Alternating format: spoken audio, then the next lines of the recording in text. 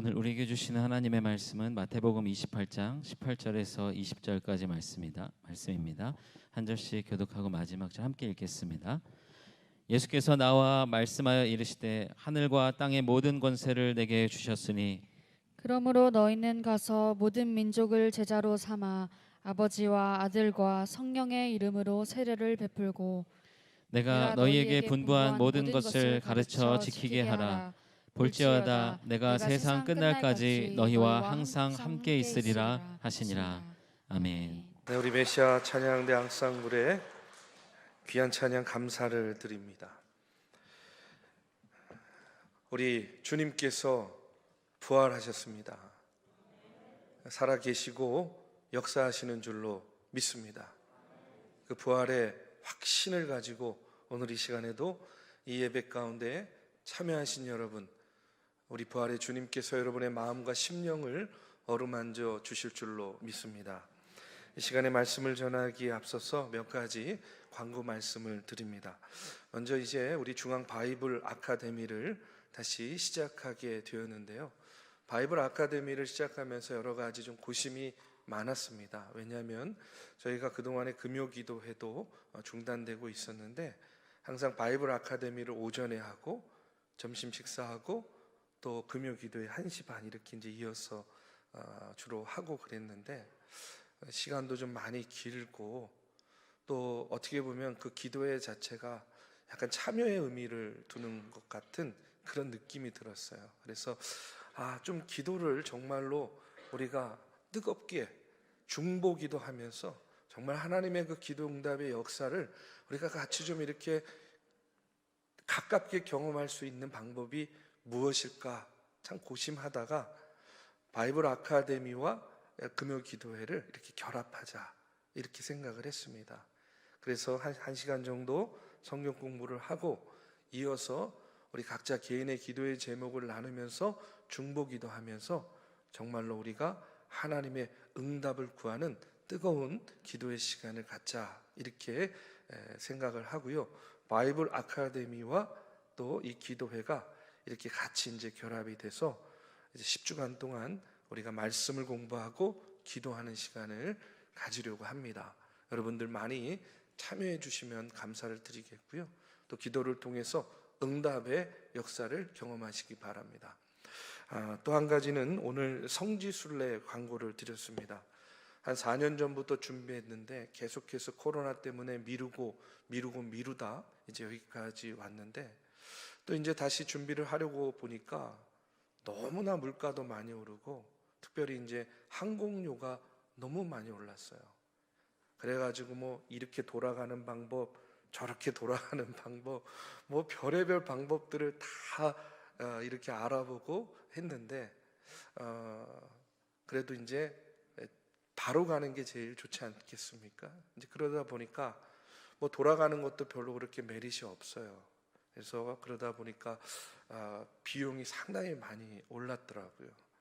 그래서 많이 개인적으로 가시고자 계획하셨던 분들도 좀 부담스러울 거라고 생각이 되는데 여러분들 기도해 보시고 또 하나님께서 주시는 감동에 따라서 또 신청해 주시고 이번에 이스라엘과 요르단을 가려고 합니다. 이미 다녀오신 분들도 많이 계시리라고 생각이 됩니다.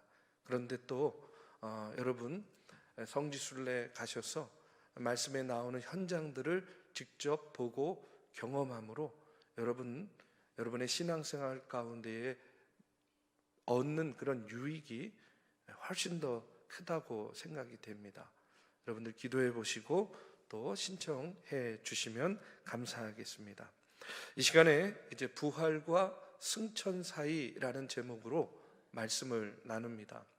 우리가 고난주간을 지나고 이제 부활절 예배를 드리고 그 다음에 또 이제 계란도 나누고 이제 이러다 보면 이제 그 부활절 주일이 지나면요, 야 이제 고난주간 다 지나갔다, 부활절 끝났다, 후련하다, 끝이다, 뭐 이제 이런 마음, 이런 생각들을 가질 수 있습니다. 그런데 우리가 꼭 기억해야 될 것은요, 지금 우리는 계속해서 주님의 부활을 생각하고 묵상하고 기념하면서 부활절의 절기를 우리가 보내고 있습니다. 오늘은 부활절 두 번째 주일인 거예요. 우리 초대교회 믿음의 선배님들은 믿음의 그 본을 보이고 특별히 부활하신 주님을 그들의 생활 가운데에 늘 고백하고 따라가기 위해서 여러 가지 실천들을 많이 했습니다. 그 중에 하나가 뭐냐면 초대교회 교인들은 예배에 나오거나 혹은 믿는 사람들이 만나면 서로 인사하지 않습니까? 그 인사를 할 때 어떻게 인사를 했냐면 이렇게 인사했어요. 그리스도께서 부활하셨습니다 하고 이렇게 말을 하면 네, 참으로 그렇습니다. 이게 이제 인사였어요, 서로 간에. 늘 언제나 그래서 예배 시간에 또 예배에 나오는 동안에 또 사람들을 만나는 가운데 그 인사부터 뭘 기억하는 거예요? 부활하신 주님을 기억하는 그런 시간들을 가졌습니다. 오늘 이 시간에 우리 한번 같이 인사해 보겠습니다. 제가 여러분에게 그리스도께서 부활하셨습니다 하고 이렇게 인사를 드릴게요. 그러면 여러분은요, 네, 참으로 부활하셨습니다 하고 이렇게 응답을 해주시는 거예요. 서로 인사하는 겁니다. 제가 먼저 여러분에게 인사드립니다. 그리스도께서 부활하셨습니다. 아멘. 그리스도께서 부활하셨어요. 그것이 참인 것을 초대교회 성도들은 날마다 입술로 고백하고 서로 만날 때마다 다시 한번 그것을 확인하고 확증하는 그런 시간을 가졌습니다. 여러분, 우리가 잘 알듯이 초대교회의 교인들은요, 엄청난 박해 가운데에서도 살아남았습니다. 그리고 로마의 국교가 되기까지 그들의 삶의 모습은 세상 사람들의 모습과는요, 많이 달랐어요. 당시에도 코로나 팬데믹과 같은 그런 전염병이요, 온 세상에 이렇게 퍼진 적이 있었습니다. 그래서 많은 사람들이 죽어가기 시작했을 때에 세상 사람들의 모습과 초대교회 성도님들의 모습이요, 구별됐었어요. 어떻게 구별됐냐면 세상 사람들은요, 전염병이 창궐하니까 어떻게 하냐면 아픈 사람들 내쫓는 겁니다. 마을에서 내쫓고 가정에서 내쫓고, 그게 안 되면요, 자기가 그 사람들의 곁을 떠나버리는 거예요. 병든 사람들 죽기도 전에 내다버리고, 그 다음에 죽은 시신들요 그냥 길거리에 방치해 놓기가 일쑤였습니다. 그런데 초대교회 성도들은 달랐어요. 어떻게 달랐냐면 그들은요, 몸을 사리지 않는 거예요. 아픈 사람들을 돌봐줍니다. 그들에게 필요한 것들이 있으면 그 필요를 공급해 줍니다. 병을 돌보다가 자기 자신에게 옮기게 돼도 불평하지 않고 그냥 그것을 기꺼이 받아들이고 감사합니다. 그렇게 초대교회 성도들은요, 그 전염병 가운데 아픈 이들을 돌보는 가운데에 목숨을 잃은 이들이요, 참 많이 있었습니다. 그런 그들을 세상 사람들이 보면서 너무 놀라는 거예요. 그러면서 그들은요, 궁금함을 갖는 겁니다. 어떤 궁금함인가? 아니, 저들의 힘은, 저들의 모습은, 저들의 태도는 어디서부터 나오는 것일까 하는 그런 궁금증을 세상 사람들이 초대교회 성도님들을 보면서 갖게 된 거예요. 여러분, 그 능력이 어디서부터 왔을까요? 그들이 그렇게 마음과 뜻을 모아서 어렵고 힘들고 병든 사람들을 도울 수 있었던 그 원인은, 동의는 어디에서부터 온 것일까요? 한마디로 말하면요, 바로 예배에서부터 그것이 시작된 겁니다. 초대교회 성도들, 여러분, 그들은요, 예배를 자유롭게 드리지도 못했어요. 예배 드리다가 발각되면 집에서 쫓겨나고, 우리식으로 말하면 직장에서도 쫓겨납니다. 뭐 그 정도면 다행이죠. 예배 드리다가 잡히게 되면 어떤 사람들은요, 십자가에 달려 죽기도 했어요. 그리고 어떤 사람들은요, 사자밥이 되기도 했습니다. 그러나 그들은 목숨을 걸고 신앙을 지켰고요, 그 신앙생활을 무엇을 통해서? 예배를 통해서 하나 되게 만들었다는 겁니다. 그런데 놀라운 것은 그들이 믿음을 지키고 그들이 이렇게 예배를 지키니까 나중에는 성령께서 그들을 지켜주시는 거예요. 아멘. 그 모진 박해와 고난 가운데서도 그들이 신앙 지키고 믿음 지키니까 나중에는 성령께서 그들을 지켜주시고 그들과 함께 해주시니까 이제 그들을 통해서 놀라운 하나님의 성령의 역사가 나타나기 시작했다는 겁니다. 초대교회 성도들은 어떤 상황 가운데서도 함께 모여서 예배함으로 부활하신 주님을 만난 겁니다. 부활하신 주님이 나와 함께 함을 믿고 확신에 거하는 겁니다. 그리고 내가 죽고 부활하신 예수님이 내 안에 거함으로 말미암아 두려움을 이기는 거예요. 그리고 세상을 이기는 그런 삶을 살게 된 겁니다. 자, 그런데 안타까운 것은 뭐냐면 이랬던 기독교가 변하기 시작했어요. 언제부터 변하기 시작했냐면 여러분, 이 기독교가 로마의 국교가 되는 순간부터 교회가 급격하게 타락하기 시작합니다. 변질되기 시작하는 거예요. 아니, 박해받을 때에는 그렇게도 믿음과 신앙을 지키고 목숨을 걸고 지켜냈던 그 교회와 예배의 자리였는데 여러분, 국교가 됐어요. 얼마나 편합니까? 얼마나 당당하게 예수 믿을 수 있고 얼마나 안심하고 교회에 나와서 예배 드릴 수 있습니까? 그런데요, 아이러니하게도 교회가 그때부터 타락합니다. 변질됩니다. 변하기 시작하는 거예요. 왜 변화되기 시작했을까? 왜 변질됐을까? 왜 타락하기 시작했을까? 한마디로 말하면 세상과 타협하기 시작하면서 변질되기 시작했어요. 세상에 잘 보이려 하고 세상의 요구 들어주려고 하다 보니까 점점 주님이 필요 없는 거예요. 거추장스러워졌습니다. 이제 그들의 기준은 교회의 머리가 되신 주님이 아니에요. 오직 세상의 가치, 세상의 요구가 그들의 기준이 되기 시작한 겁니다.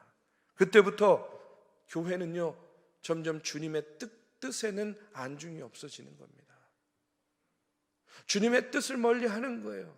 세상의 가치가 주님의 뜻, 그것을 밀어내기 시작하는 겁니다. 그러니까 당연히 초대교회에 그렇게 많이 나타났던 기적이 일상과 같이 일어났던 영적인 능력이 초대교회에 더 이상 나타나지 않게 된 것이죠.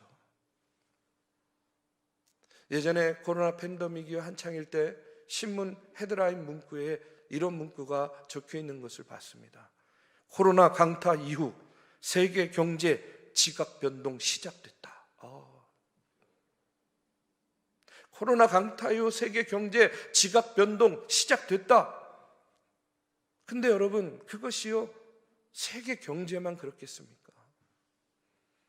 정치, 경제, 사회, 문화, 이제 전반에 걸쳐서 지각 변동이 시작된 게 아니라 이루어졌고 지금도 일어나고 있지 않습니까? 그런데 저는요, 교회도 결코 예외가 아니라고 생각해요. 코로나 팬데믹이 끝나고 일상이 회복되는 과정 속에서 교회도, 성도들의 믿음에도 여러분 지각 변동이 일어났습니다. 이미 그 이전부터 가뜩이나 교회를 등지고 떠났던 청년, 청장년들이요, 코로나 팬데믹 기간 동안에 가장 많이 교회를 떠나게 됐습니다. 많은 분들이요, 세상을 떠났고요. 연로하신 분들은요, 거동이 불편해서 교회에 나오고 싶어도 나오지 못하는 분들이 하나 둘씩 늘어가고 있습니다. 육신의 질병으로 인해서 함께하고 싶어도 함께하지 못하는 그런 성도님들이 하나 둘씩 더 늘어나고 있습니다.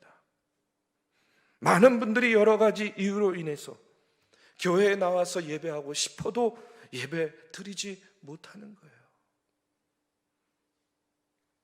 그런데 저는요, 이런 상황들을 분석하고 또 미래를 예측하는 가운데 하나님께서 저에게 주시는 믿음이 있어요. 저에게 주시는 확신이 있습니다. 그 믿음과 그 확신은 무엇이냐면, 아무리 지축이 흔들리는 지각 변동이 일어난다 하더라도 예수 그리스도의 부활의 능력을 믿고 그 능력 아래 거하는 주의 성도들이 있는 한 이 땅의 교회는 결코 무너지지 않을 것이다. 저는 그렇게 믿습니다. 부활의 능력을 믿고 그 부활의 능력, 그 확신 아래 거하는 지금 이와 같은 성도들이 주님의 전 이 자리를 지키는 한 여러분, 우리 중앙교회가 흔들릴지언정 절대로 무너지지 않아요. 그런 믿음과 확신을 가지고 여러분, 우리 안에, 내 안에 분명한 부활의 신앙을 가지고 우리가 믿음의 생활, 신앙의 생활을 경주해야 될 줄로 믿습니다. 이 시간 먼저 죽음의 권세를 이기고 부활하신 주님의 권세와 능력이 오늘 예배하는 우리 중앙의 모든 가족들 한 사람 한 사람에게 함께하기를 주님의 이름으로 축복합니다. 부활절이 지나고 이 한 주간을 보내면서 오늘의 예배를 위해서 기도하는 가운데 성령께서 저한테요 이런 물음을 주셨어요. 이런 질문을 주셨어요. 그게 무엇이었냐면, 부활하신 예수님은 왜 40일 동안 이 땅에 머무시다가 승천하셨을까 하는 그런 질문이었습니다. 부활하신 예수님은 왜 바로 승천하지 않으시고 이 땅에 40일 동안 머무시다가 승천하셨을까 하는 그런 물음이 있었어요. 여러분, 예수님께서 이 땅에 오셔서 그 오신 이후부터 공생의 삶을 살고 이제 십자가에 달려 죽으시고 부활하시기까지 예수님의 관심과 예수님의 초점은 하나였습니다. 그게 뭐냐면 하나님 나라 천국이었어요. 예수님이 이 땅에 오신 이유도, 예수님이 공생의 삶을 사신 이유도, 예수님이 십자가에 달려 죽으신 이유도 우리에게 하나님의 나라를 알리고 소개하기 위해서, 그리고 하나님 나라를 알리고 소개하고 우리를 하나님 나라로 인도하시기 위해서 그와 같은 일들을 행하셨다는 겁니다.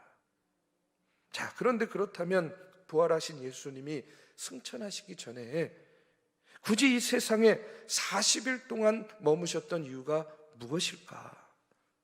여러분, 우리가 기억해야 될 것은 뭐냐면, 예수님이요 언제 어느 때 다시 오시든지, 오늘 오시든 내일 오시든 10년 20년 뒤에 오시든 언제 오시든지 예수님이 오시면요, 예수님과 더불어 하나님 나라에 가는 백성들은요 누굽니까?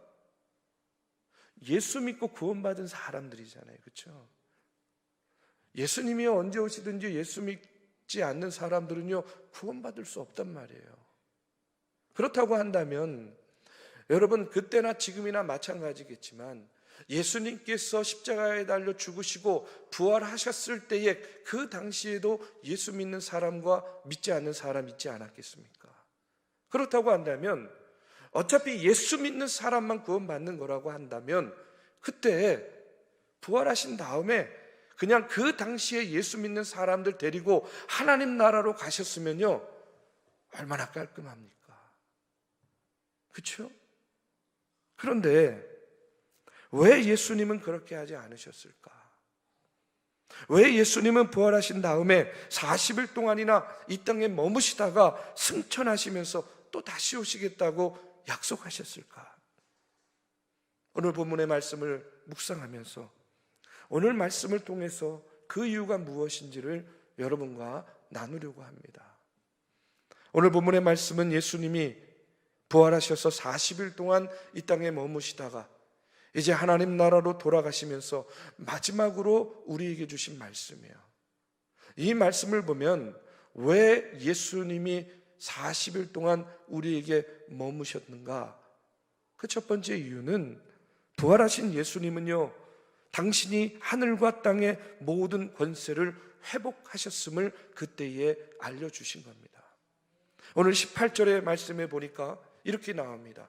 예수께서 나와 말씀하여 이르시되 하늘과 땅의 모든 권세를 내게 주셨으니, 예수님은 하나님의 아들이에요. 여러분, 예수님에게는 이미 초월적인 권세가 주어져 있었습니다. 그런데 예수님은 우리를 구원하시기 위해서 당신에게 이미 부여된 그 초월적인 권세를요, 제한하셨어요. 어떻게 제한하셨냐면, 예수님께서 이 땅에 오실 때에 누구의 몸을 입었습니까? 인간의 몸을 입었잖아요. 예수님이 인간의 몸을 입고 이 땅에 와서 처음 디딘 곳이 어디입니까? 말구유예요. 말구유. 예수님이요, 우리를 구원하시기 위해서 공생애의 삶을 살면서 누구와 함께 하셨어요? 세리와 죄인들과 함께 하셨습니다. 그리고 예수님께서 우리를 구원하시기 위해서 십자가에 달려 죽으셨어요. 이 모든 것들이 권세받은 자로서 그 권세를 떨친 게 아니라 자신의 권세를 제한하고 낮고 천한 모습으로 우리의 구원을 이루기 위한 그와 같은 공생의 길, 그 고난의 길, 그 십자가의 길을 걸어가신 거라는 이야기입니다. 이렇게 예수님께서 자신의 권세를 제한하시는 동안에요, 사단은요 역사합니다. 사단은요 가만히 있지 않습니다. 예수님께서 십자가 지시는 거 막으려고요 모든 수단과 방법을 다 동원합니다. 베드로는요 예수님을 모른다 3번이나 부인하죠. 대제사장과 장로들은 예수님이 신성 모독했다 모함합니다. 그와 같은 이야기에 부하내동한 군중들은요 예수님 얼굴에 침 뱉고 예수님 주먹질하고 손바닥으로 때리면서 조롱합니다. 그러나 결국은 예수님은 그 어떤 사단의 방해에도 굴하지 않고 십자가에 달려 죽으심으로 인류를 구원하는 구원의 완성을 이루셨다는 거예요. 이렇게 십자가를 지심으로 우리의 모든 죄의 문제를 해결해 주신 예수님은요 이제 부활을 통해서 다시 본래의 모습, 당신의 권세를 회복했다라고 말씀하고 있어요. 예수님께서 십자가에서 달려 죽으시기 전에 우리에게요 이렇게 약속해 주셨습니다. 요한복음 11장 25절에서 26절의 말씀에 보면 우리가 잘 아는 말씀이 나오는데 우리 같이 한번 봉독해 보겠습니다. 예수께서 이르시되 나는 부활이요 생명이니 나를 믿는 자는 죽어도 살겠고 무릇 살아서 나를 믿는 자는 영원히 죽지 아니하리니 이것을 내가 믿느냐. 예수님이 부활하신 것은 여러분 뭐라고 이야기합니까? 나를 믿는 자는 죽어도 살고 무릇 살아서 나를 믿는 자는 영원히 죽지 않는다는 거예요. 지난 시간에도 말씀드렸잖아요. 여러분 예수님이 부활하셨기 때문에 누구도 부활한다? 나도 부활한다는 거예요. 예수님이 부활하신 것은 예수님의 부활이 나의 부활이 되게 하시려는 그와 같은 놀라운 구원의 뜻이었다는 겁니다. 예수님이 죽음의 권세를 이기고 다시 살아나신 것처럼 예수님의 부활을 경험한 제자들도 똑같은 체험을 해요. 그들이요 그들의 권세를 회복합니다. 그들의 삶이 회복되는 그런 놀라운 역사를 경험하는데 성경에 보면 부활하신 예수님이 슬픔에 잠겨있는 막달라 마리아를 찾아가서 위로하죠. 그러니까 어떻게 됩니까? 그 큰 슬픔이 큰 기쁨으로 바뀌어지게 됩니다. 부활하신 예수님이요 십자가 현장에서 예수님 3번이나 부인하고 슬피 울며 괴로워하던 베드로를 찾아가 주시고 그에게 새로운 사명을 맡겨주십니다. 부활하신 예수님이 절망과 두려움에 사로잡혀서 이제 어찌해야 되나 두려움에 떨면서 방문 걸어 잠그고 두려움에 있던 제자들 찾아가시잖아요. 그래서 그들에게 다시 한번 큰 확신과 용기를 심어주십니다. 부활하신 예수님은요, 예수님의 부활이 도무지 믿어지지 않아가지고 의심 가운데 있는 도마를 찾아가 주셔서 그 의심을 강한 확신과 믿음으로 바꿔주십니다. 그 외에도 부활하신 예수님은요, 예수님의 형제 야고보, 또 사도 바울, 500의 형제들에게 나타나셔서 그들로 하여금 부활의 신앙을 갖게 해주셨어요.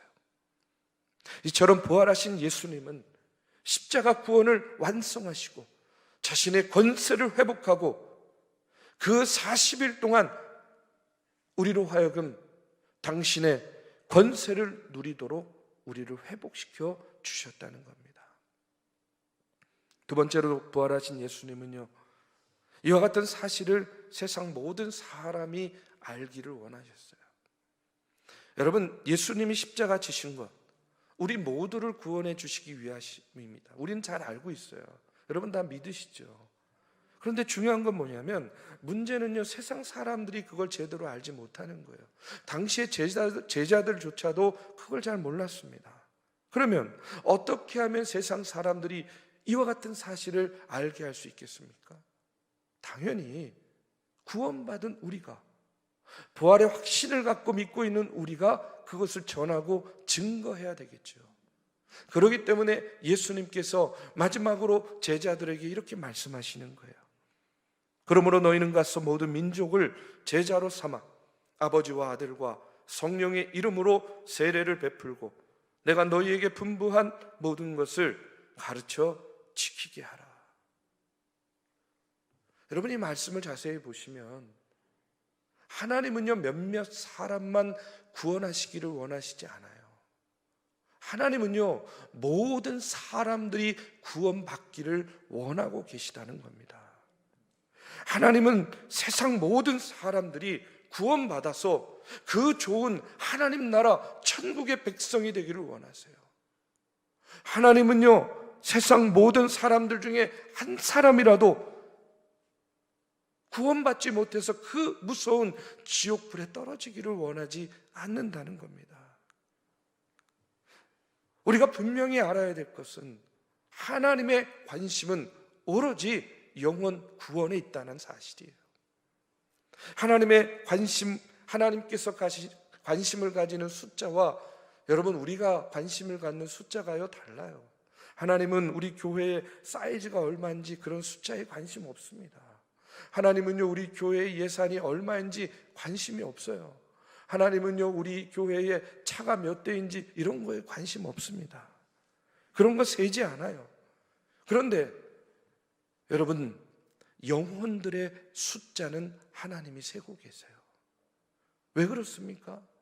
한 영혼이 너무나 귀하고 소중하기 때문에 그렇습니다. 여러분, 성경은요 보면 구원받는 자들의 숫자에 대단히 민감한 거 보게 돼요.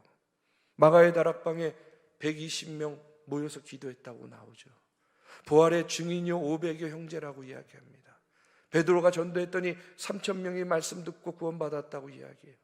오병이어의 기적이 일어나고 난 다음에 5,000명이 먹고 12광줄이 남았다고 기록하고 있어요. 구원받는 자들의 숫자, 구원의 역사를 계속해서 계수하고 기록하고 있는 것을 보게 됩니다. 여러분, 이유가 무엇이겠습니까? 하나님에게는 다른 숫자는요 관심이 없어요. 중요하지 않아요. 하나님에게 오로지 중요한 숫자는 뭐냐? 영혼 구원받는 숫자가 몇 명인가가 중요하기 때문에 그렇습니다. 그래서 여러분, 오늘 우리가 부활신앙을 가지고 세상 모든 사람들에게 복음을 전하고 가르치고 지키게 하라. 결국 그래서 뭡니까?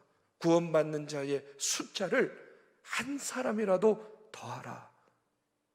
그것이 바로 하나님의 관심, 부활하신 주님의 명령이라는 사실입니다.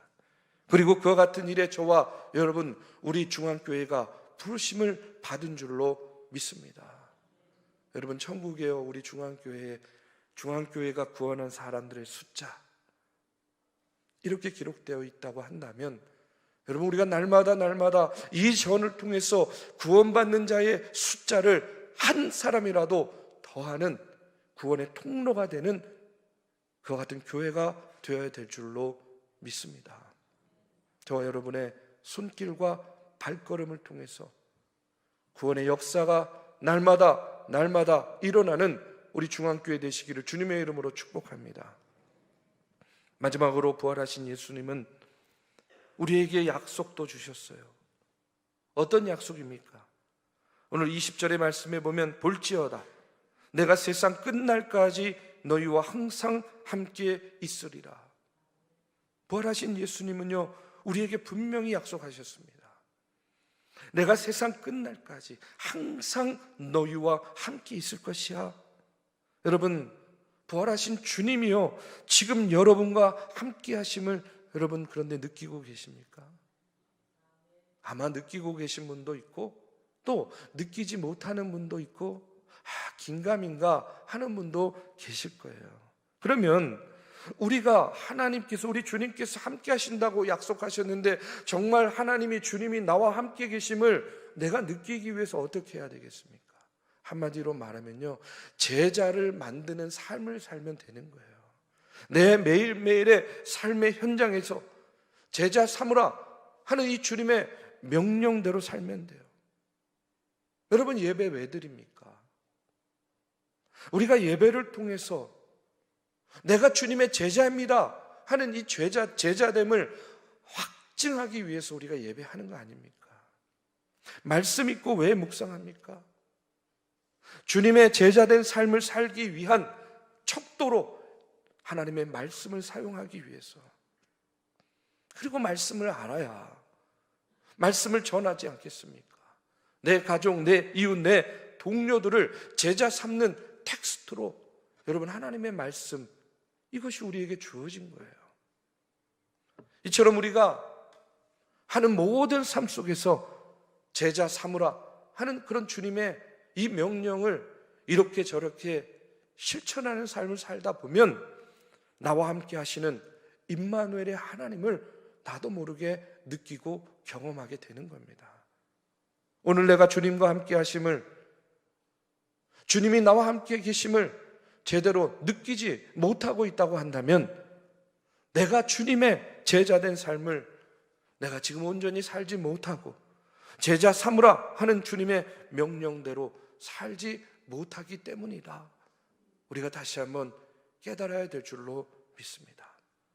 우리 사랑하는 믿음의 성도 여러분, 부활하신 주님은 그때나 지금이나 세상 끝날까지 나와 함께 하심을 믿으시고 제자된 삶, 제자 만드는 삶에 쓰임 받으시기를 주님의 이름으로 축복합니다. 이제 다시 처음 질문으로 돌아가 보겠습니다. 부활하신 예수님은 왜 40일 동안 이 땅에 머무시다가 승천하셨을까? 그 이유는 하나님은요, 모든 사람이 다 구원을 받고 진리를 알게 되기를 원하셨기 때문입니다.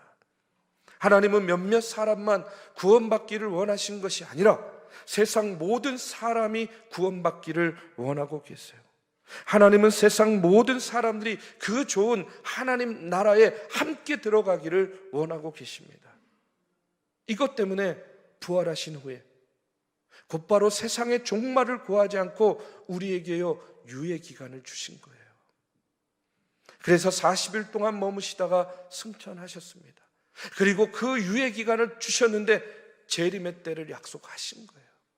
오늘 우리는 예수님의 부활과 재림 그 사이에 살면서 이 유예 기간 동안 예수님께서 원하시고 바라시는 것이 무엇인지를 너무나 잘 알고 있습니다. 지금 내가 구원받은 이유, 지금 내가 살아가는 이유는 오직 하나, 영원 구원에서 제자 삼기 위함임을 우리가 다시 한번 오늘 말씀을 통해서 깨닫고 마음속에 다짐하시기를 바랍니다.